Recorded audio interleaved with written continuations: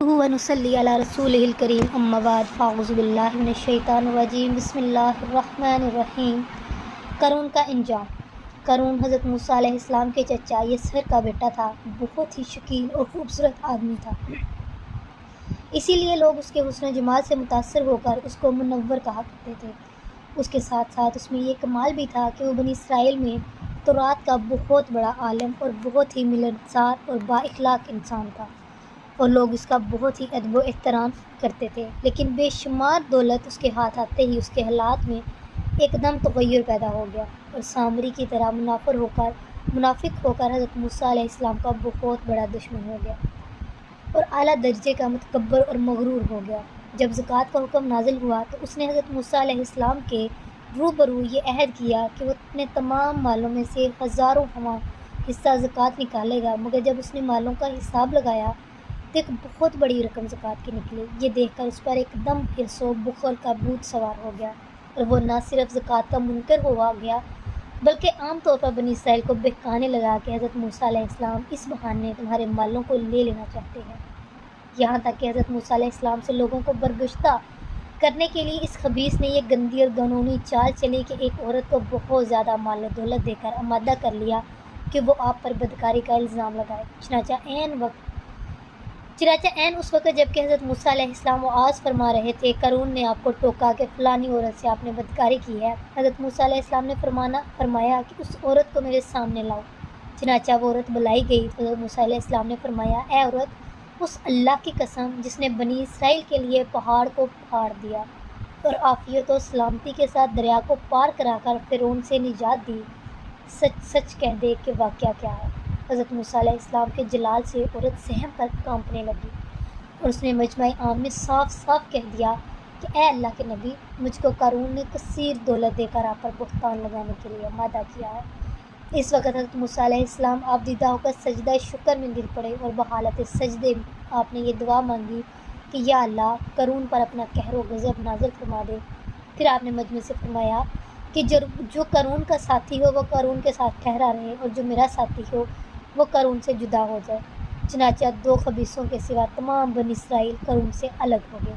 پھر حضرت موسیٰ علیہ السلام نے زمین کو حکم دیا، اے زمین، تو اس کو پکڑ لے، تو قارون ایک دم گھٹنوں تک زمین میں دھنس گیا۔ پھر آپ نے دوبارہ زمین سے یہی فرمایا تو وہ کمر تک زمین میں دھنس گیا۔ یہ دیکھ کر قارون رونے اور بلبلانے لگا اور قرابت اور رشتہ داری کا واسطہ دینے لگا، مگر آپ نے کوئی التفات نہ فرمایا، یہاں تک کہ وہ بالکل زمین میں دھنس گیا۔ وہ منحوس آدمی جو قارون کے ساتھی ہوئے تھے لوگوں سے کہنے لگے کہ حضرت موسیٰ نے قارون کو اس لیے دھنسا دیا ہے کہ قارون کے مکان اور اس کے خزانوں پر خود قبضہ کر لے۔ تو آپ نے اللہ تعالیٰ سے دعا مانگی کہ قارون کا مکان اور خزانہ بھی زمین میں دھنس جائے۔ چنانچہ قارون کا مکان جو سونے کا تھا اور اس کا سارا خزانہ سبھی زمین میں دھنس گئے۔ اس کو قرآن کی زبان سے سنیے کہ اللہ تعالیٰ کا ارشاد ہے کہ ہم نے قارون کو اتنے خزانے دیے تھے کہ ان خزانوں کی کنجیاں ایک مضبوط اور طاقتور جماعت بمشکل اٹھا سکتی تھی۔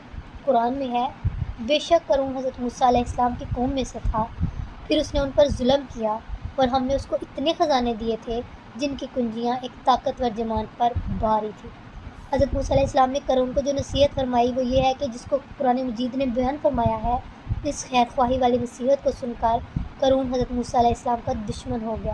غور کیجیے کہ کتنی مخلصانہ اور کس قدر پیاری نصیحت ہے جو حضرت موسیٰ علیہ السلام کے ساتھ ساتھ ساری قوم قارون کو سناتی رہی ہے، کہ جب قارون سے اس کی قوم نے کہا کہ اترا کر مت چل، بے شک اللہ اترانے والوں کو پسند نہیں فرماتا، اور جو مال اللہ نے تجھے دیا اس سے آخرت کا گھر طلب کر اور دنیا میں اپنا حصہ نہ بھول اور احسان کر جیسا کہ اللہ نے تجھ پر احسان فرمایا ہے، اور زمین میں فساد مت تلاش کر۔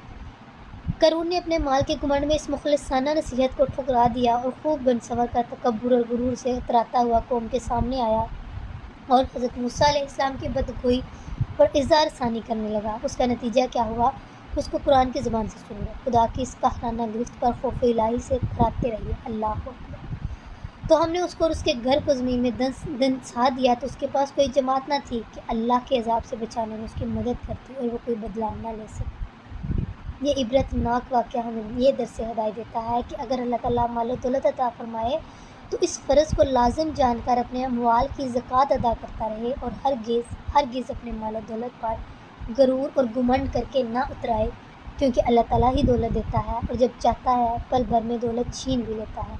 ہر وقت اس کا دھیان رکھتے ہوئے تواضع اور انکساری کی عادت رکھے اور ہرگز کبھی انبیاء، اولیاء اور صالحین کی اظہار ثانی و بدگوئی نہ کرے، کن مقبولان بارگاہ الہی کی دعا اور بددعا سے وہ جایا کرتا ہے جس کا لوگ تصور اور خیال بھی نہیں کر سکتے۔ واللہ تعالیٰ صدق اللہ العظیم۔